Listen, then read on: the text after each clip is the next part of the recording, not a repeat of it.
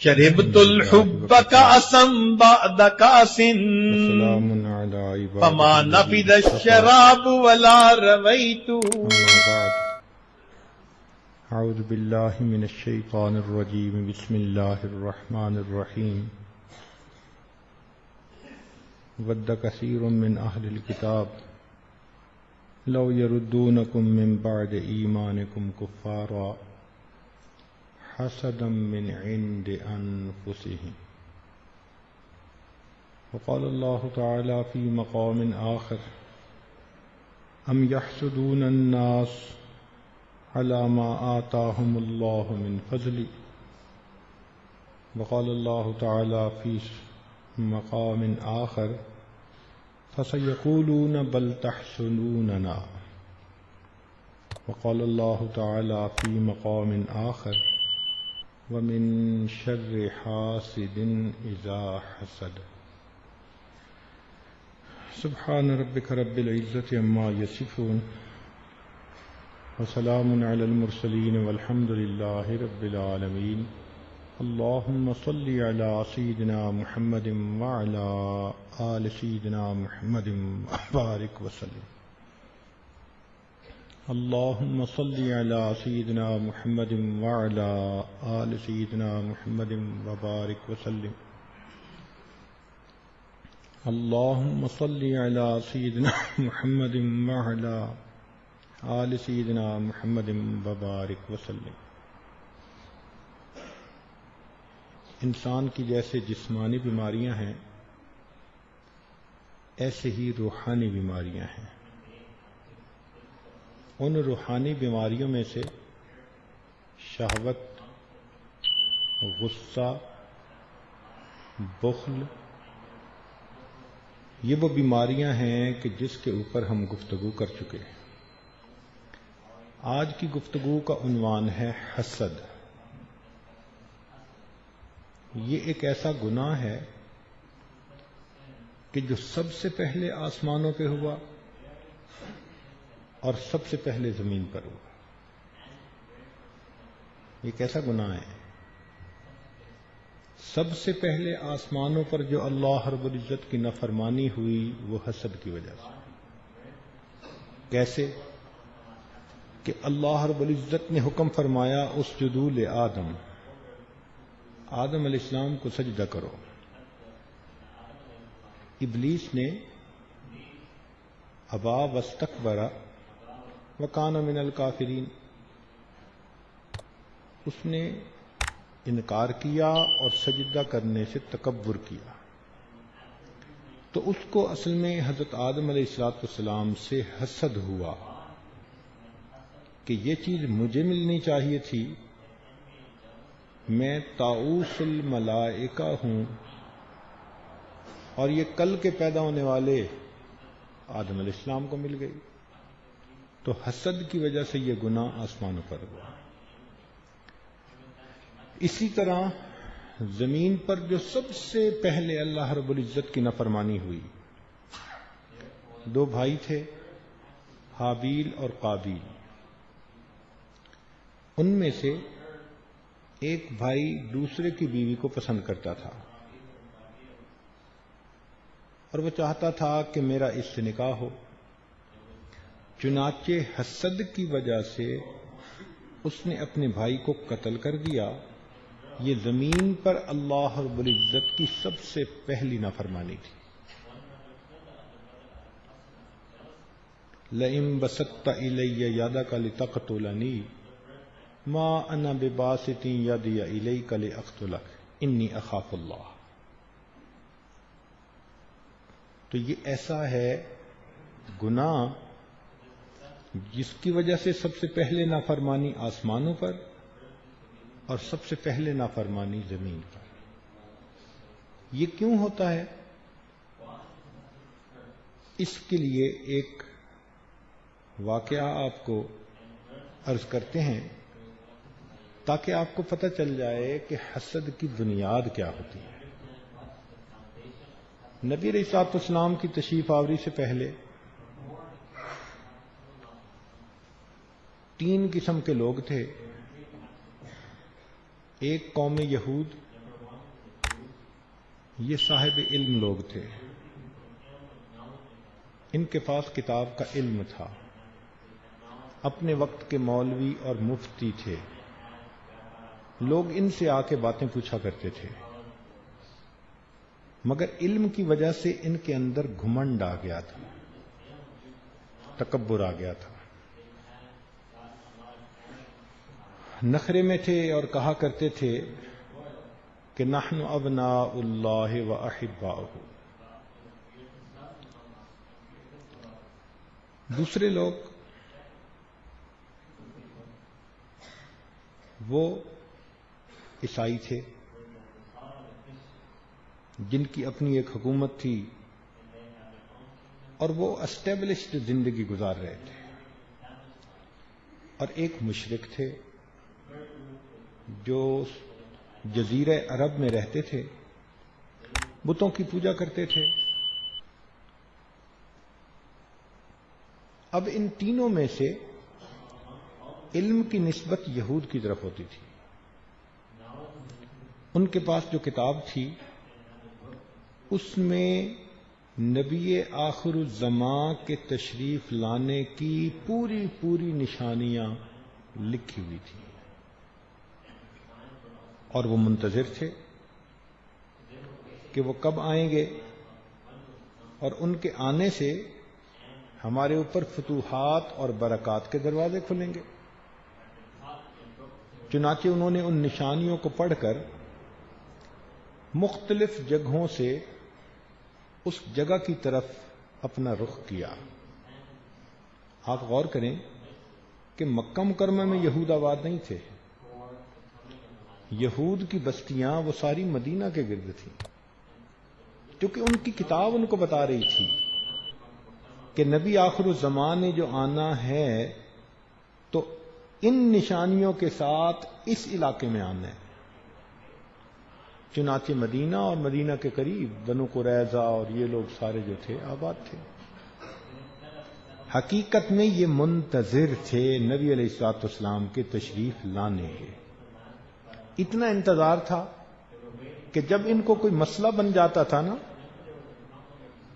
وَكَانُوا يَسْتَفْتِحُونَ عَلَى الَّذِينَ كَفَرُوا، نبی علیہ الصلوۃ والسلام کی برکت سے کافروں کے اوپر فتح مانگا کرتے تھے کہ نبی علیہ الصلوۃ والسلام جو آ رہے ہیں ان کی برکت سے اللہ ہمیں فتح عطا فرمائے۔ چنانچہ ان کی کتابوں میں تھا کہ جب بچہ پیدا ہوگا تو آسمان پر ایک سرخ ستارہ نمودار ہوگا، یہ اس کے بھی انتظار میں تھے۔ اللہ کی شان کے سرخ ستارہ نمودار ہو گیا تو یہود کے گھروں میں ایک تہلکہ مچ گیا کہ جس کی انتظار تھی وہ آ گیا۔ ان کے علماء نے کہا کہ پتہ کرو پھر کہاں کہاں بچے کی پیدائش متوقع ہے۔ پتہ چلا کہ پورے مدینہ کے اندر جتنی بھی عورتیں پریگننٹ ہیں ان میں سے کسی کی ڈیلیوری قریب نہیں ہے، ابھی کافی ایام ہیں۔ تو معلوم ہوا کہ بھئی یہاں تو بچے کی ولادت نہیں ممکن۔ بڑے پریشان کہ مدینہ میں نہیں پیدائش ہو رہی تو پھر کہاں ہو رہی ہے۔ پھر خیال آیا کہ چلو مکہ میں پتہ کرتے ہیں۔ انہوں نے مکہ کے اندر اپنے بندے بھیجے اور وہاں معلوم کروایا۔ مکہ مکرمہ کے اندر جب چھوٹا سا شہر تھا جائزہ لیا گیا تو کئی ساری عورتیں امید کے ساتھ تھیں، مگر ان میں سے بھی بہت ساری عورتوں کی ابھی تاریخ باقی تھی۔ صرف ایک عورت تھی جس کا نام تھا آمنہ، وہ عبداللہ، حضرت عبداللہ کی اہلیہ، عبد المطلب کے گھرانے میں سے۔ وہ امید سے بھی تھیں اور ان کی ولادت کا وقت بالکل قریب تھا۔ جب یہود کو یہ معلوم ہوا تو ان کے گھروں کے اندر تو صف ماتم بچھ گئی۔ کیوں؟ کہ یہود بنو اسحاق میں سے تھے اور نبی علیہ الصلوۃ والسلام کا سلسلہ نسب بنو اسماعیل میں سے تھا. ابراہیم علیہ الصلوۃ والسلام کے بیٹے اسحاق علیہ السلام اور اسماعیل علیہ السلام، ان کا جو شجرہ نسب چلتا تھا وہ اسحاق علیہ السلام کے ذریعے آگے چلتا تھا، اور یہ یہی توقع کرتے تھے کہ بھئی ہمارے خاندان میں سے ہوں گے. اس کو انہوں نے ٹیک اٹ فار گرانٹیڈ لیا ہوا تھا کہ چونکہ ہم اللہ کے پسندیدہ ہیں، اللہ کے بیٹے ہیں، تو وہ ہماری ہی لڑی میں سے آئیں گے.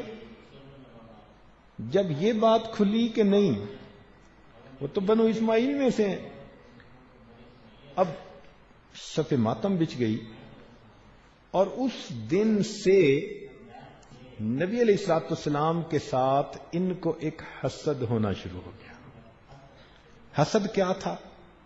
کہ یہ مجھے ملنا چاہیے تھا، یہ مقام اس نسب کو کیسے ملا؟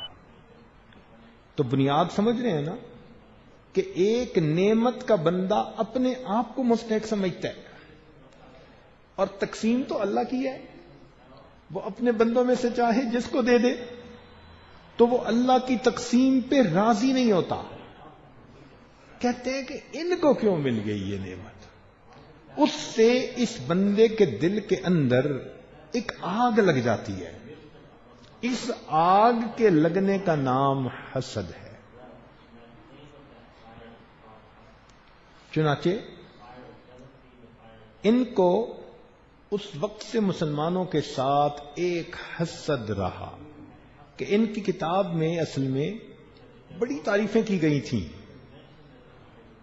کہ ان کے پیغمبر اسلام نے دعا مانگی تھی، وَاكْتُبْ لَنَا فِي هَذِهِ الدُّنْيَا حَسَنَةً إِنَّا هُدْنَا إِلَيْكَ، اور اللہ رب العزت نے اس کے بعد کہا تھا کہ نہیں، آپ اپنی امت کے لیے مانگ رہے ہیں یہ نعمتیں، یہ مقام، یہ سعادتیں میرے محبوب آئیں گے، اور جو ان کی اتباع کریں گے، الذین یتبعون الرسول النبی الامی،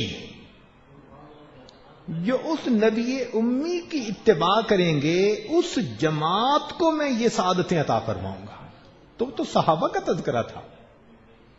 اب ان کو پتہ چلا کہ اوہو، ہم تو قصہ ہی سمٹ گیا، بات ہی اور ہو گئی. چنانچہ اس وقت سے ان کے دلوں کے اندر حسد، بغض اور کینہ مسلمانوں کے بارے میں بیٹھ گیا. اللہ تعالیٰ نے سچے کلام میں تصدیق کر دی. ارشاد فرمایا کہ لَتَجِدَنَّ أَشَدَّ النَّاسِ عَدَاوَةً لِلَّذِينَ آمَنُوا الْيَهُودَ، کہ تم پاؤ گے کہ ایمان والوں سے سب سے زیادہ جن کو دشمنی ہوگی وہ یہود ہوں گے. تو اس بیماری کا نام حسد ہے. یہ پہچانتے تھے اندر سے، ساری نشانیاں پوری ہو چکی ہیں، بالکل یہی ہے. ایسے پہچانتے تھے کہ جیسے باپ اپنے بیٹے کو پہچانتا ہے. یعرفونہ کما یعرفون ابناءہ، بیٹے کو جیسے بندہ پہچانتا ہے نا، یہ اس طرح پہچانتے تھے. مگر وہ حمیت الجاہلیہ جو ہوتی ہے اس کی بنا پر انہوں نے اس حقیقت کو تسلیم نہ کیا. تو اس بیماری کا نام حسد ہے. چنانچہ اس بیماری کی بد تعریفی یہ ہے، اب تعریف تو نہیں نہ کہہ سکتے، اس بیماری کی بد تعریفی یہ ہے کہ الحسد هو تمنی زوال النعمت عن صاحبها سواء كانت نعمت دین او دنیا، کہ کسی بندے کو اللہ نعمت دے تو دوسرا بندہ یہ چاہے کہ یہ نعمت اس سے چلی جائے، نعمت دین کی ہو یا بھلے نعمت دنیا کی ہو. تو اس کیفیت کو حسد کہتے ہیں، اور شریعت نے اس کو گناہ کبیرہ اور حرام قرار دیا۔ اچھا، ایک ہوتے ہیں غیبتہ۔ غیبتہ کیا ہوتا ہے؟ غیبتہ رشک کہتے ہیں کہ کسی کو نعمت ملی تو دوسرے بندے کے دل میں ایک تمنا اٹھی کہ مجھے بھی مل جاتی، تو اگر دل میں یہ نہ ہو کہ اس سے چھن جائے، بلکہ یہ ہو کہ جیسے اس کو ملی مجھے بھی مل جائے، تو اس کو غیبتہ کہتے ہیں۔ اور اگر دینی معاملے میں ہو تو اس کو پھر تنافس کہتے ہیں۔ وفی ذالک فلیتنافس المتنافسون، اور تنافس کو شریعت نے واجب کہا۔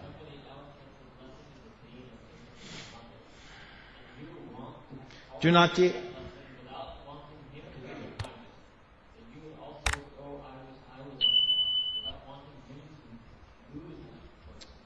اس بیماری کی وجہ سے انسان کے سینے میں ہر وقت ایک آگ لگی ہوئی ہوتی ہے، اس کو قرار نہیں ہوتا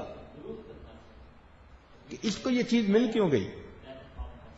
آج ہمارے زمانے میں قریبی لوگوں میں، دوستوں میں، خاندان میں، پڑوسیوں میں اس قسم کی بیماری دیکھنے میں آتی ہے۔ کسی کے بیٹے کا رشتہ اچھی جگہ ہو گیا، دو بہنوں میں آپس میں حسد پیدا ہو گیا، کسی کی ڈیل اچھی ہو گئی کاروبار میں، پروفیشنل جیلیسی، جو اس لائن کے بزنس مین تھے ان کے دل میں ایک حسد پیدا ہو گیا۔ پڑوسیوں کے اندر حسد، ایک شہر کے اندر رہنے والے، ہم اثر ہونا، یہ حسد کی ایک بڑی بنیاد ہے۔ اس کی بھی حسد آتا ہے طبیعت میں۔ چنانچہ اس کا حدیث مبارکہ میں تذکرہ موجود ہے، سنیے۔ صحاح ستہ کے اندر حسد کے بارے میں احادیث میں کیا بتلایا گیا۔ نبی علیہ الصلوۃ والسلام ارشاد فرماتے ہیں، انہ سیصیب امتی داء الامم، بے شک میری امت کو امتوں کی مرض پہنچ کر رہے گی۔ یہ امتوں کی مرض ہے، اللہ اکبر کبیرہ۔ صحابہ نے پوچھا، اے اللہ کے پیارے حبیب، وما داء الامم، امتوں کی مرض کیا ہوتی ہے؟ فرمایا العشر والبطر والتکاثر والتنافس، تکبر، تکاثر، تنافس اور حسد، یہ ساری کی ساری امتوں کی بیماریاں ہیں، اور یہ میری امت میں بھی پہنچیں گی۔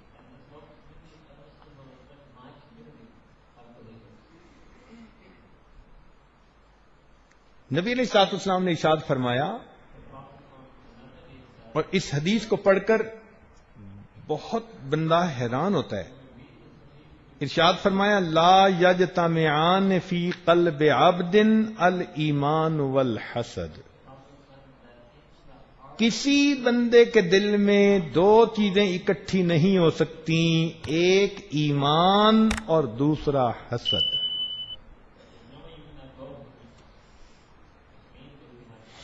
یہ حسد اتنی بڑی تو ہے نا بیماری۔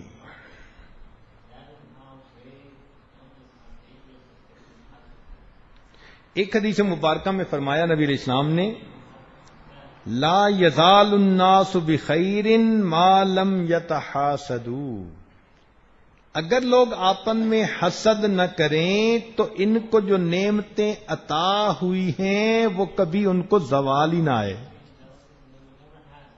نعمتوں کو زوال آتا ہی حسد کی وجہ سے۔ نبی علیہ السلام نے ارشاد فرمایا ما حسدتکم الیہود علی شیء ما حسدتکم علی الاسلام. یہود نے کسی چیز سے اتنا حسد نہیں کیا جتنا انہوں نے تمہارے اسلام سے حسد کیا. ان کو کیوں ملا؟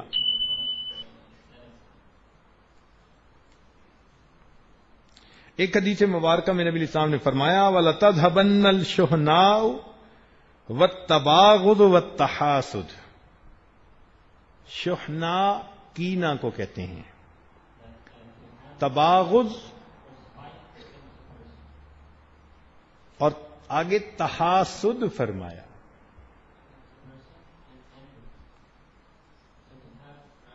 اور یہ عام طور پہ قریب رہنے والوں میں خوب ہوتا ہے. یہ لفظ عائشہ صدیقہ رضی اللہ تعالیٰ عنہ نے بھی استعمال فرمایا. فرماتی ہیں ما حسدت احدم ما حسدت خدیجہ. میں نے کسی کے ساتھ اتنا حسد نہیں کیا جتنا میں نے خدیجہ جو ہے رضی اللہ تعالیٰ عنہ ان کے ساتھ کیا. کیوں؟ ان کی وفات ہو چکی تھی.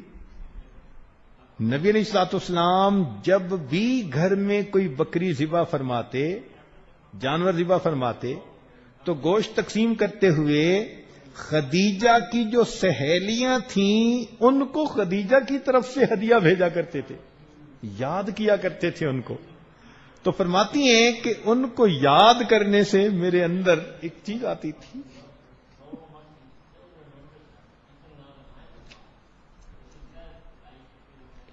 چنانچہ علماء امت نے حسد کے اوپر بہت اچھا کلام کیا.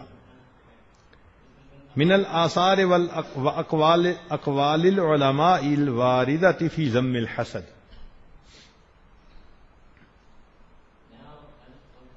سیدنا امیر معاویہ رضی اللہ تعالیٰ عنہ فرماتے ہیں لیس فی خصال الشر اعدل من الحسد.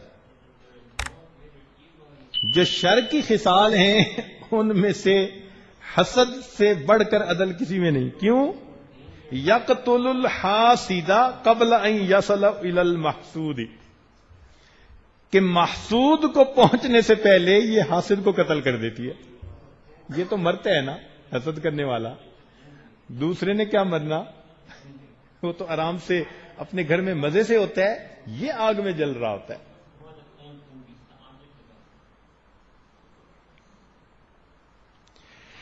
سیدنا امیر معاویہ رضی اللہ عنہ فرمایا کرتے تھے کہ کل الناس اقدر علی رضاہ الا حاسد نعمت. ہر بندے کو راضی کیا جا سکتا ہے لیکن حاسد کو نہیں. فإنہ لا یرضیہ الا زوالها. وہ ایک ہی طرح سے راضی ہو سکتا ہے کہ نعمت دوسرے بندے سے زائل ہو جائے.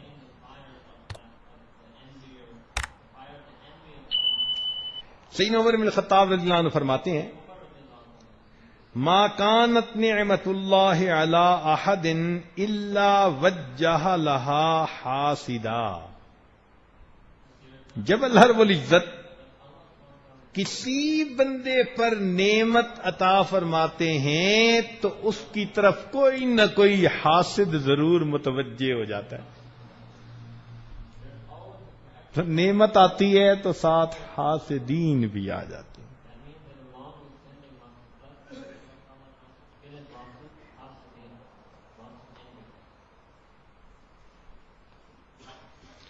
اور سیدنا ابو درداء رضی اللہ عنہ فرماتے تھے ما اکثر عبدا ذکر الموت الا قل فرحہ وقل حسدہ. فرماتے تھے کہ موت کا تذکرہ ایسی نعمت ہے کہ جب بندہ موت کو یاد کرتا ہے اس کی خوشی بھی کم ہو جاتی ہے اور اس کا حسد بھی کم ہو جاتا ہے.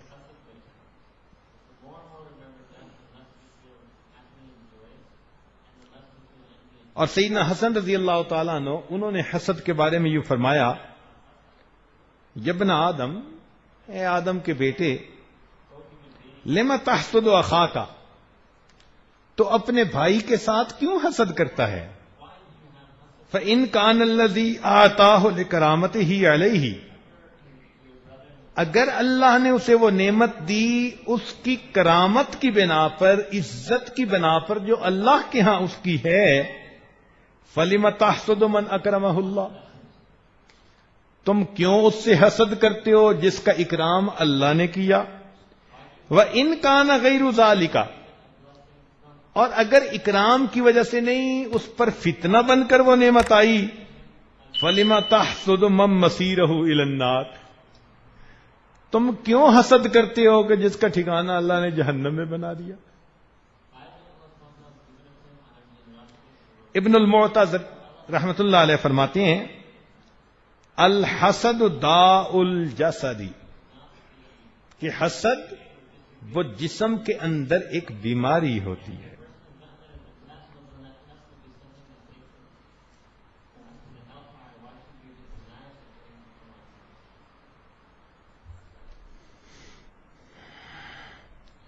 چنانچہ کسی نے کہا کہ الحسد جرح لا یبرأ، حسد ایسا زخم ہے جو کبھی بھرتا نہیں۔ الحسد اول ذنب عصی اللہ بہ فی السماء، حسد پہلا گناہ ہے کہ آسمانوں پر اللہ کی نافرمانی ہوئی، یعنی حسد ابلیس علی آدم، ابلیس نے آدم علیہ السلام سے حسد کیا۔ وَأَوَّلُ ذَنْبٍ عُصِيَ اللَّهُ بِهِ فِي الْأَرْضِ، اور پہلا گناہ جس کے ذریعے زمین پر اللہ رب العزت کی نافرمانی ہوئی، یعنی حسد ابن آدم لأخیہ حتی قتلہ، آدم علیہ السلام کے ایک بیٹے نے حسد کیا بھائی سے حتیٰ کہ اس کو قتل بھی کر دیا۔ چنانچہ ایک بزرگ فرماتے تھے الحاسد لا ینال من المجالس الا مذمتا وذلا، حاسد کو مجالس میں سے سوائے مذمت اور ذلت کے کچھ نہیں ملتا۔ ولا ینال من الملائکۃ الا لعنتا وبغضا، اور ملائکہ سے کچھ نہیں ملتا سوائے لعنت کے اور بغض کے۔ ولا ینال من الخلق الا جزعا وغما، اور مخلوق سے کچھ نہیں ملتا سوائے غم اور جزا کے۔ ولا ینال عند النزع الا شدۃ وہولا، اور اس کو موت کے وقت کچھ نہیں ملتا مگر موت کی شدت اور اس کے اوپر ایک غم طاری ہو جاتا ہے۔ فرمایا ولا ینال عند الموقف الا فضیحۃ ونکالا، اور اس کو قیامت کے محشر اور موقف میں کچھ نہیں ملے گا سوائے فضیحت کے اور اللہ کی طرف سے ذلت کے۔ تو معلوم ہوا کہ اس حسد کی بیماری سے اپنے آپ کو بچانے کی ضرورت ہے، اس کا علاج کروانے کی ضرورت ہے۔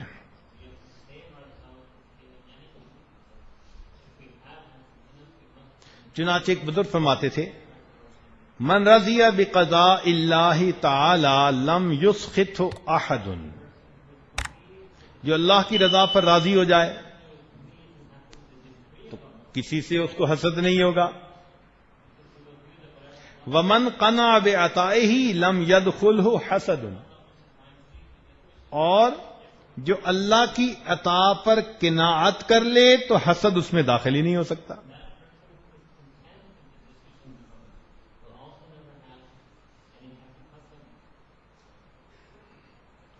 چنانچہ عبد الحمید کاتب کہتے ہیں الحسود من الہم کساقی السم، کہ حاسد جو ہوتا ہے نا اس کا غم ایسے ہوتا ہے کہ جیسے کوئی زہر پینے والا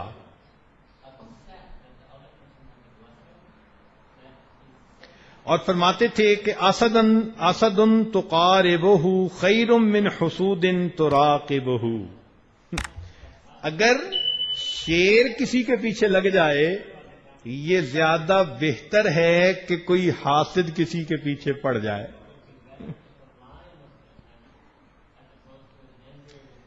اسی لیے امام اعظم ابو حنیفہ رحمۃ اللہ علیہ ان کے حاسد بہت تھے، جتنا فضل و کمال زیادہ ہوگا اتنے ہی اس کے حاسد زیادہ ہوں گے۔ یہ اصول سمجھ لیں.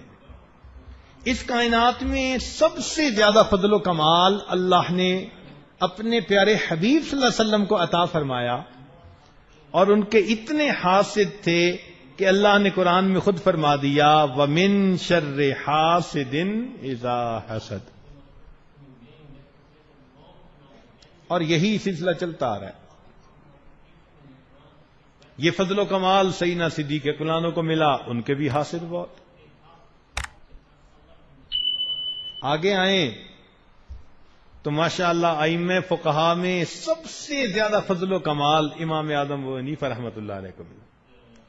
جتنے فقہا اور محدثین ہیں وہ بالواسطہ یا بلا واسطہ امام اعظم کے شاگرد بنتے ہیں.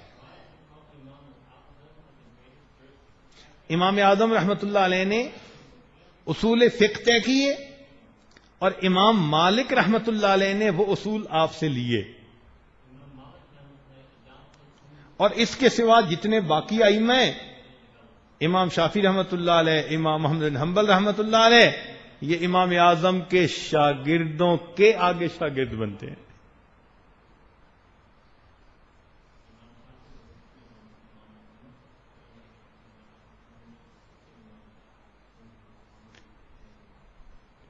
تو امام اعظم رحمۃ اللہ علیہ کے حاسد بہت، چنانچہ ان کے زمانے میں ہی وہ ان کو تکلیف پہنچانے کی بہت کوشش کرتے تھے. بلکہ ایک مرتبہ تو انہوں نے ایک ایسا پلان بنایا کہ وہ ان کی پبلک انسلٹ کروا دیں. ایسا پلان بنایا. کیسے؟ کہ امام اعظم رحمۃ اللہ علیہ مسجد سے گھر تشریف لاتے تھے تو کبھی عشاء کے بعد دیر ہو جاتی تھی، کبھی آدھی رات ہو جاتی تھی. جو راستہ تھا نا، اس راستے میں انہوں نے ایک بیوہ عورت کو ڈھونڈا اور اس کو پیسے دینے کا لالچ دیا، اور کہا کہ کسی طرح تو ان کو اپنے گھر ایک دفعہ بلا کے دکھا دے، بس صرف گھر بلا دے، ہم تجھے اتنے پیسے دیں گے. وہ موقع محل کو نہ سمجھی. مقصد اس کا یہ تھا کہ بھائی اگر یہ تیرے گھر میں قدم رکھ دیں تو تجھے ہم اتنا انعام دے سکتے ہیں. ایک رات امام اعظم رحمۃ اللہ علیہ مسجد سے گھر تشریف لا رہے تھے. دروازہ کھلا ہے اور وہ عورت رو رہی ہے.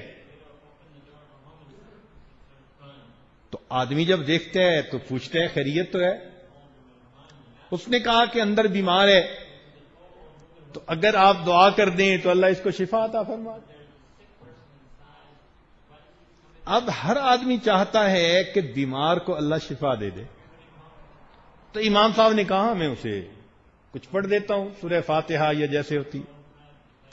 جیسے آپ نے قدم رکھا تو آپ کو تو اندازہ نہیں تھا کہ اندر مرد ہی نہیں ہے کوئی.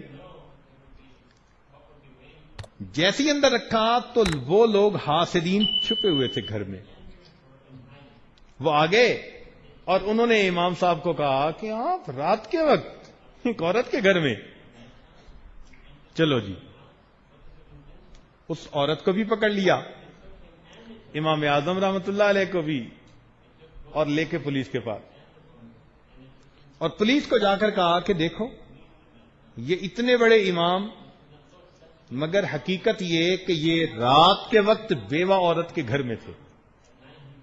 جب وہ عورت بھی پکڑی گئی تب اس کو احساس ہوا کہ میں تو خود بھی انوالو ہو گئی. میں تو سمجھی تھی کہ مجھے مفت کے پیسے مل جائیں گے، گزر اچھا ہو جائے گا. حاکم وقت کو جب پتہ چلا، اس نے کہا بھئی یہ کیس بڑا ہے، ان دونوں کو، مرد اور عورت کو قید کے اندر ڈال دو، جیل میں ڈال دو، کل دن میں میرے پاس لے آنا، پھر میں اس کا کوئی فیصلہ کروں گا. چنانچہ اس عورت کو اور امام اعظم رحمۃ اللہ علیہ کو ایک کمرے کے اندر لاک اپ کر دیا گیا. امام صاحب وضو کے ساتھ تھے، اندھیرا تھا، تنہائی تھی. آپ نے اپنی چادر جو پاس تھی وہ بچھائی اور نوافل پڑھنے شروع کر دیے. اللہ والوں کا یہی تو ایمان ہوتا ہے. تجلیات افعالیہ کی جن کے اوپر بارش برس رہی ہوتی ہے، وہ سمجھتے ہیں کہ ہر کام اس قدرت کی طرف سے ہے۔ جب امام صاحب نے نفل پڑھنے شروع کر دیے، تھوڑی دیر کے بعد اس عورت کو محسوس ہوا کہ یہ بندہ اتنا نیک، اتنا اچھا، اس وقت تو اندھیرا ہے نا، اور اس وقت تو کمرے میں یا میں ہوں یا یہ ہے، تو اس وقت ہی یہ میری طرف متوجہ ہو جاتا، مجھ سے بات کر لیتا یا کچھ اور کرتا۔ یہ خدا کی نماز پڑھ رہا ہے، اتنے نیک بندے کو میں نے اس طرح پھنسا دیا۔ چنانچہ اس کو اندر اندر شرمندگی ہوئی۔ تھوڑی دیر کے بعد امام صاحب نے سلام پھیرا تو وہ روتی ہوئی آئی اور کہنے لگی کہ آپ مجھے معاف کر دیں۔ امام صاحب نے فرمایا کہ بھئی کیا مسئلہ ہے؟ اس عورت نے ساری بات کھول دی کہ فلاں فلاں بندے نے مجھے یہ کہا تھا، اور میں چکر میں آ گئی کہ مجھے پیسہ مل جائے گا تو میرا بچوں کا گزرے اوقات اچھا ہو جائے گا۔ میں یہ ایکسپیکٹ نہیں کرتی تھی کہ میں خود بھی یہاں آپ کے ساتھ آ جاؤں گی، مگر اب میرا دل مجھے پنچ کر رہا ہے، کہہ رہا ہے کہ تم نے ایسے نیک بندے کے اوپر بہتان باندھا، مجھے معاف کر دیجئے۔ امام اعظم رحمت اللہ کو اللہ رب العزت نے بہت سمجھ عطا فرمائی۔ آپ نے فرمایا کہ اچھا اگر تو اپنی بات پہ ریپینٹ کر رہی ہے تو پھر میں تجھے ایک طریقہ بتاتا ہوں۔ کیا؟ فرمایا کہ یہ جو جیل کے دروازے پہ کھڑے ہیں نا پولیس والا، اس کے سامنے بھی ذرا رونا دھونا کر، تو رونے میں اسپیشلسٹ لگتی ہے، اس کے اندر رو دو اس کے سامنے، اور اس کو یہ کہے کہ مجھے پولیس اچانک پکڑ کے لے آئی اور میرے تو پیچھے کئی سارے کام دھرے کے دھرے پڑے تھے، تو آپ میرے ساتھ چلو اور میں اپنے کام سیٹ کر کے آپ لوگوں کے ساتھ پھر واپس آ جاتی ہوں۔ وہ خیر کا زمانہ تھا، لوگ ایک دوسرے پر اعتماد کرتے تھے، شر عام نہیں تھا۔ چنانچہ یہ عورت روئی دھوئی پولیس والے کو کہا کہ بھئی میرے ساتھ چلو، اور میں نہ بچوں کو میں نے دیکھا نہ بھالا، میری ذمہ داریاں، میرے ساتھ گھر چلو، میں تمہارے ساتھ ہی واپس آ جاؤں گی۔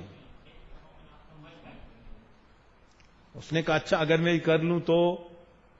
امام صاحب نے کہا کہ تم اس کے ساتھ میرے گھر چلی جانا، جانتی ہو نا میرے گھر کو؟ ہاں، میرے گھر میں جا کے میری بیوی کو یہ ساری سٹوری سنا دینا اور اپنا برقع اسی کو دے دینا، اور اس کو کہنا کہ واپسی پہ اس پولیس والے کے ساتھ وہ آ جائے۔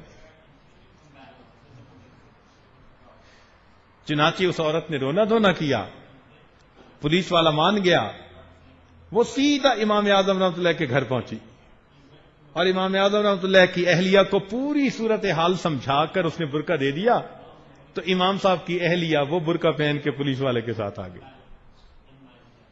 اب جب صبح ہوئی تو حاسدین نے بڑا مجمع اکٹھا کیا ہوا تھا، آج فیصلہ ہو جائے گا اور پتہ چل جائے گا اس کی حقیقت کا۔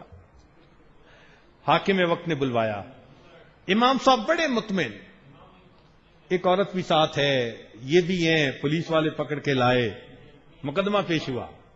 کیا مقدمہ؟ رات کے وقت اس عورت کے ساتھ یہ ایک گھر میں پائے گئے۔ تو حاکم وقت نے پوچھا کہ نعمان کیا یہ حقیقت ہے کہ تم رات کے وقت میں اس عورت کے ساتھ اکیلے گھر میں تھے؟ امام صاحب نے کہا جی۔ تو کیا تم ایسے کام کرتے ہو؟ امام صاحب نے کہا کہ بات یہ ہے کہ یہ شخص جو کھڑا ہے نا، یہ میرا سسر ہے، اس کو آپ کہیں کہ یہ اس عورت کو دیکھے پردہ ہٹا کے کہ یہ ہے کون۔ چنانچہ سسر آگے بڑھا، اس نے جب دیکھا اس نے کہا یہ تو میری بیٹی ہے اور میں نے اس کے ساتھ مسجد میں نکاح کیا ہوا ہے۔ اللہ رب العزت نے اپنی رحمت سے امام اعظم رحمت اللہ علیہ کو ان حاسدین کے اتنے بڑے شر سے ہمیشہ کے لیے محفوظ فرمائے. اس سے آپ اندازہ لگائیں کہ اہل فضل و کمال کے ساتھ لوگ کس حد تک حسد کرتے ہیں.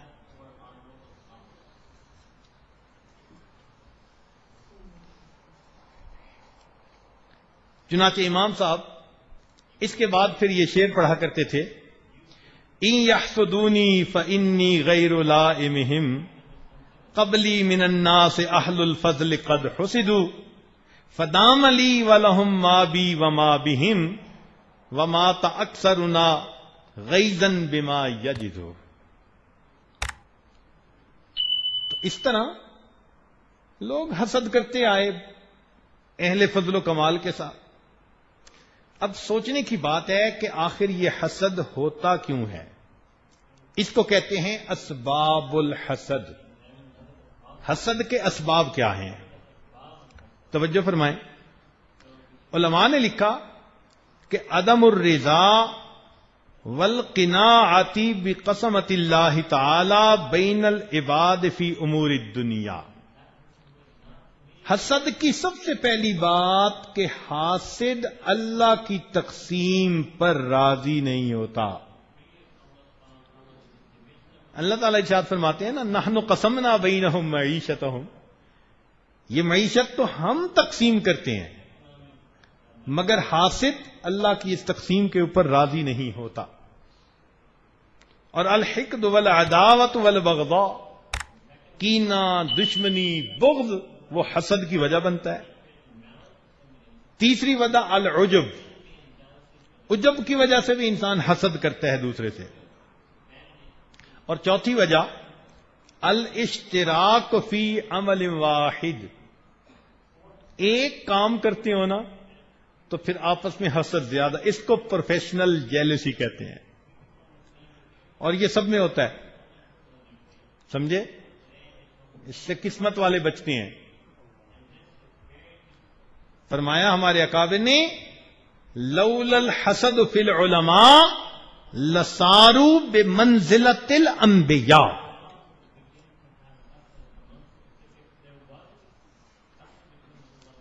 ترجمہ کرنے کی ضرورت نہیں ہے.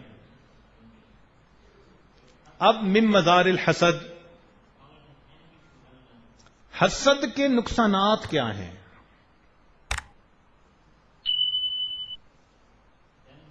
فرمایا اسخط اللہ تعالی، سب سے بڑا نقصان کہ اللہ رب العزت ناراض ہوتے ہیں، غصے ہو جاتے ہیں حاسد کے اوپر. دوسرا حسرات النفس و سقام الجسد، بندے کے اندر حسرت ہوتی ہے اور بندے کا جسم بیمار، یعنی ڈپریشن کا شکار. یہ حسد کی دوسری مصیبت. نمبر 3 انحطاط المرتبتی، جو بندہ حاسد بنتا ہے نا وہ ہمیشہ اپنے رتبے سے لوگوں کی نظر میں گر جاتا ہے. چوتھا مقت الناس لہ حتی لا یجد فیہم محبا، لوگوں کی ناراضگی اسے ملتی ہے حتیٰ کہ لوگوں کے دل میں اس کے لیے محبت نہیں رہتی.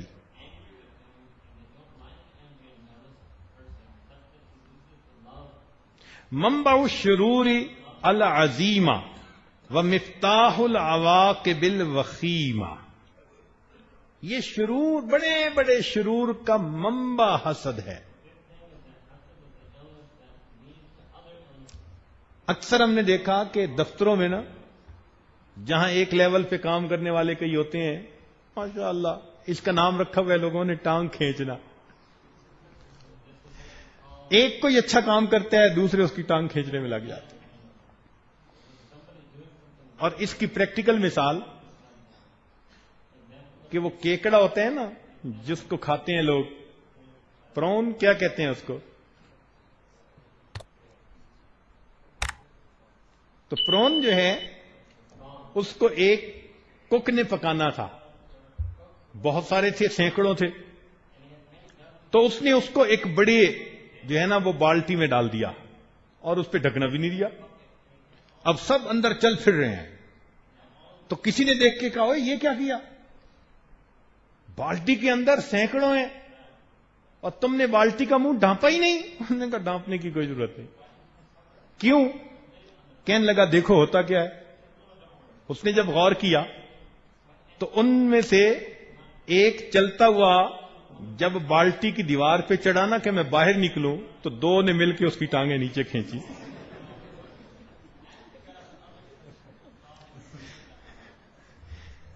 پھر دوسرا چڑھنے لگا تو دو اور نے مل کے اس کی ٹانگیں نیچے کھینچی. بالکل اسی طرح حاسد بندہ بالکل دوسرے جس کو اللہ نے نعمت دی ہو اس کے ساتھ ایسا ہی معاملہ کرتا ہے.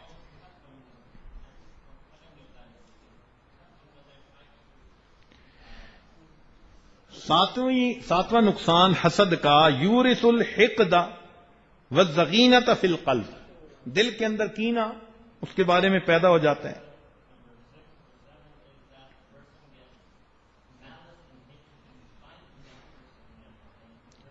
فرماتے ہیں کہ الحاسد لا يضر الا نفسه بحزنه وقلقه عندما ما يرى نعم الله على عباده وهم يقسمون رحمة ربك نحن قسمنا بينهم معيشتهم. اب ذہن میں آتا ہے کہ جب اتنے نقصان ہیں اس کے کہ نبی علیہ الصلوۃ والسلام نے ارشاد فرمایا ایاکم والحسد، تم بچو حسد سے. فإن الحسد یأکل الحسنات کما تأکل النار الحطب. ابو داؤد شریف کی روایت کہ جس طرح آگ خشک لکڑی کو کھا جاتی ہے حسد انسان کی ہوئی نیکیوں کو کھا جاتا ہے. تو حسد کی وجہ سے کی ہوئی نیکیاں برباد ہو جاتی ہیں. اس لیے نبی علیہ السلام نے فرمایا لا تحاسدوا کہ تم ایک دوسرے کے ساتھ حسد مت کرو. تو اسباب دفع الحسد، حسد کو دور کرنے کے اسباب کیا ہیں، طریقے کیا ہیں؟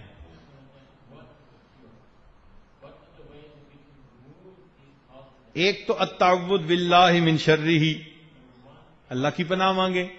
مولا یہ کیا میرے دل کے اندر بیماری پیدا ہو گئی ہے، میں تیری پناہ مانگتا ہوں. دوسرا تقوی اللہ، اللہ کا تقوی، اللہ کا ڈر. الصبر علی عدوہ، اپنے دشمن کے معاملے میں صبر کرنا.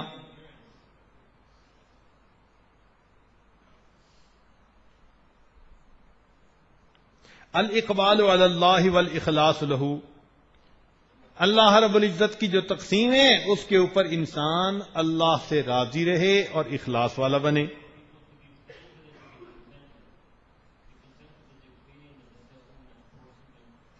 ہمارے بزرگوں نے اس کا بہت آسان علاج بتایا. ذرا توجہ فرمائیے.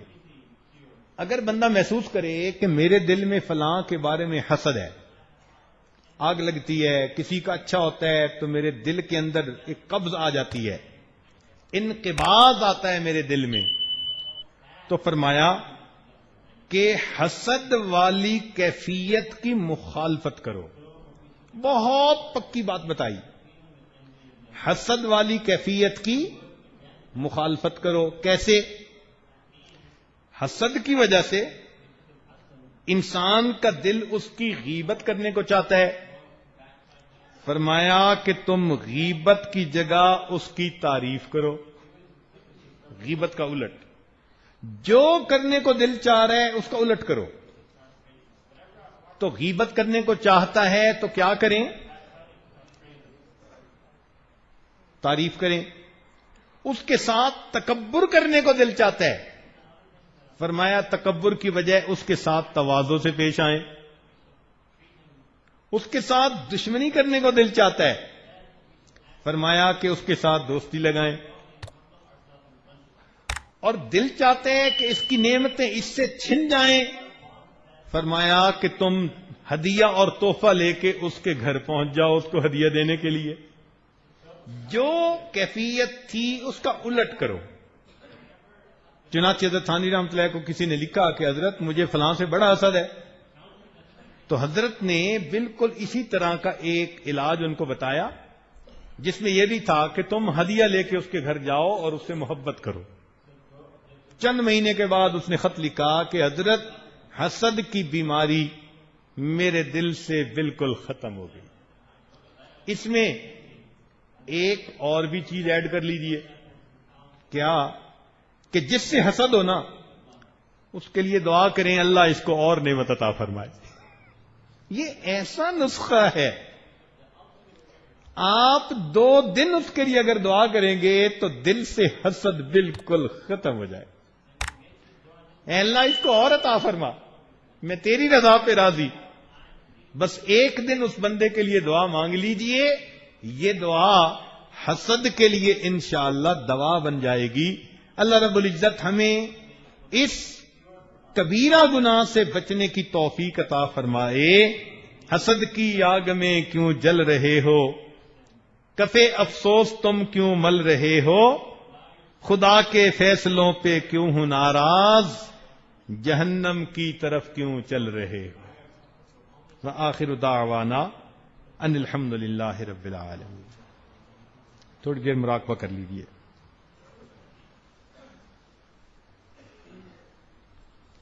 آنکھوں کو بند کر لیجئے، سر کو جھکا لیجئے. دنیا اور جو کچھ دنیا میں ہے اس سے ہٹ کٹ کے اللہ رب العزت کی طرف متوجہ ہو جائیے. اللہ کو اپنا بنا لو، اللہ کو اپنا بنا لو، اللہ کو اپنا بنا لو. یہ زندگی ایک مہلت ہے، روٹھے ہوئے رب کو منا لو،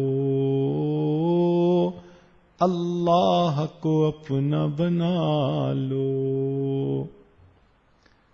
اب سب رشتوں کو چھوڑو، اللہ سے رشتہ جوڑو.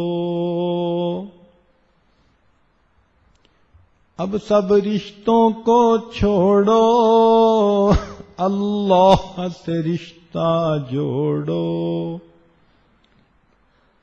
ہر غیر سے اب ہٹ کٹ کے اللہ سے لو لگا لو، اللہ کو اپنا بنا لو. اللہ سے غفلت کیسی، اللہ سے دوری کیسی.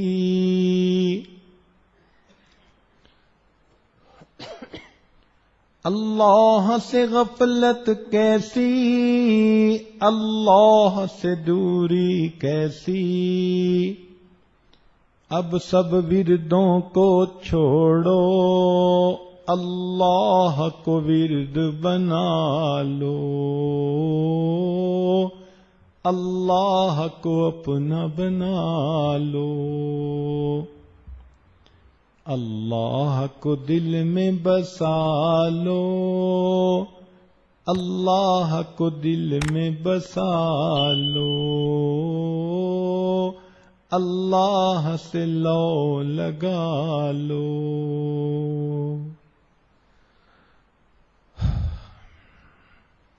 لا الہ الا اللہ محمد رسول اللہ. دعا کیجئے. سبحان ربی العلی وہاب. اللہم صلی علی سیدنا محمد وعلی آل سیدنا محمد وبارک وسلم. اے مالک ہم آپ کے عاجز مسکین بندے ہیں، ہمارے گناہوں کو معاف فرما، خطاؤں سے درگزر فرما، عیبوں کی پردہ پوشی فرما. اللہ ہمارے دل سے حسد کو دور فرما، حرص کو دور فرما، اللہ غضب کو دور فرما. اللہ ہماری شہوت کو دائرہ شریعت کے اندر لا. رب کریم عجب کو دور فرما، تکبر کو دور فرما. میرے مولا ہمیں اپنے ایمان پر محنت کرنے کی توفیق عطا فرما. اللہ ہمارے ایمان کو اور زیادہ چمکا، اس کو اور زیادہ بڑھا۔ میرے مولا اول تو ہمارے پاس نیکیوں کی مقدار ہی بہت تھوڑی ہے، پھر حسد کی وجہ سے اگر نیکیاں ضائع ہو جاتی ہیں تو میرے مولا پھر ہمارے پلے کیا رہا؟ اب رحمت فرما دیجئے، اللہ ہمیں اس بیماری سے شفا عطا فرما دیجئے۔ میرے مولا جو کی ہوئی نیکیاں ہم ضائع کر بیٹھے تو ہماری حالت اس عورت بوڑھی کی سی ہو گئی، کلتی نقدت غزلہا من بعد قوت انکاسا، کہ پہلے وہ دھاگا بنتی رہی تھی اور پھر اپنے ہاتھوں سے اپنے دھاگے کو خود توڑ بیٹھی تھی۔ اللہ ہمیں اس جیسا بننے سے بچا لیجئے۔ رب کریم رحمتوں کا معاملہ فرما دیجئے۔ اے اللہ ہمیں حاسدین کے حسد سے محفوظ فرما، اے اللہ دشمنوں کی دشمنی سے محفوظ فرما، دوستی کے رنگ میں دشمنی کرنے والوں سے بھی محفوظ فرما۔ میرے مولا ہمارے روزوں کو قبول فرما، تراویح کو قبول فرما، اعتکاف کو قبول فرما۔ رب کریم آج کی رات میں ہماری مغفرت فرما۔ میرے مولا وقت گزرتا جا رہا ہے، آپ مہربانی فرما دیجئے، ہم عاجز مسکینوں کی توبہ قبول کر لیجئے۔ اے اللہ آپ کے بندے دور قریب سے چھوڑ کر اپنے گھروں کو آپ کے دروازے پر آ کر بیٹھ گئے ہیں۔ دنیا کے فقیر بھی کسی دروازے پر جا کر بیٹھ جائیں تو سخی ان کی ضرورتوں کو پورا کر دیتا ہے۔ اے مالک آپ تو سخیوں کے بھی داتا ہیں، سخیوں کے بھی پروردگار ہیں، اللہ اپنے بندوں پر رحم فرما دیجئے۔ اے اللہ تیری ایک نگاہ کی بات ہے، میری زندگی کا سوال ہے، ایک رحمت کی نظر ڈال دیجئے۔ جتنے لوگ مسجد میں اعتکاف میں بیٹھے ہیں یا پوری دنیا میں مساجد میں اعتکاف میں ہیں، اللہ سب کے اعتکاف کو قبول کر لیجئے۔ اس اعتکاف کو امت کی ہدایت کا سبب بنا دیجئے، اللہ ہدایت کی ہواؤں کو عام فرما دیجئے۔ اللہ مدارس عربیہ کی حفاظت فرما، دعوت و تبلیغ کی حفاظت فرما۔ اے اللہ جہاں اللہ اللہ ہوتی ہے ان خانقاہوں کی حفاظت فرما، اقامت دین کی کوششوں کی حفاظت فرما، ہمارے تینوں حرم کی حفاظت فرما۔ اللہ امت مسلمہ کی پریشانیوں کو دور فرما۔ اے اللہ اپنے محبوب کی امت کی مغفرت فرما، آنے والے وقت کو اللہ گزرے وقت سے بہتر فرما۔ اے اللہ ہمیں بار بار اپنے گھر کا دیدار عطا فرما، اپنے پیارے حبیب صلی اللہ علیہ وسلم کے در کی حاضری نصیب فرما۔ رب کریم اس رمضان مبارک کے آخری عشرے میں ہمیں جہنم کی آگ سے بری فرما۔ میرے مولا ہم سے تو دھوپ کی گرمی برداشت نہیں ہوتی، تیرے جہنم کی گرمی کہاں برداشت ہوگی؟ میرے مولا آپ نے نعمتوں سے پالا ہے، ہم آپ کے نعمتوں کے پلے ہوئے بندے ہیں۔